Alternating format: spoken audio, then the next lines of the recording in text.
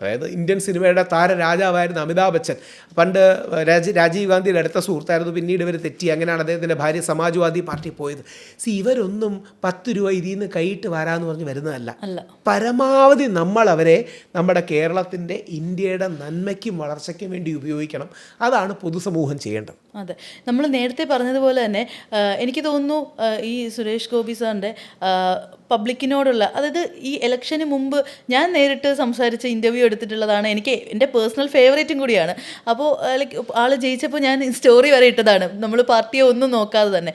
But still ഇപ്പോൾ പബ്ലിക്കിൻ്റെ അടുത്തായാലും ചില ഇടപെടലുകൾ എന്താ പറയുക, സുരേഷ് ഗോപി ചേട്ടൻ ഒരു 10-20 മിനിറ്റ് സംസാരിക്കുകയാണെങ്കിൽ അദ്ദേഹം അതിൽ നിന്ന് 1-2 മിനിറ്റ് ഇമോഷണലായി സംസാരിക്കുന്നത് മാത്രം കട്ട് ചെയ്തിടുന്നതിൻ്റെ ഒരു പ്രശ്നമാണ്.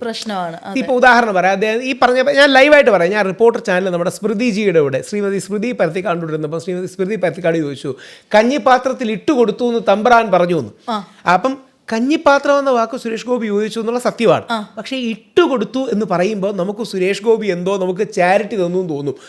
സുരേഷ് ഗോപി ഇട്ടുകൊടുത്തു എന്ന് പറഞ്ഞിട്ടില്ല.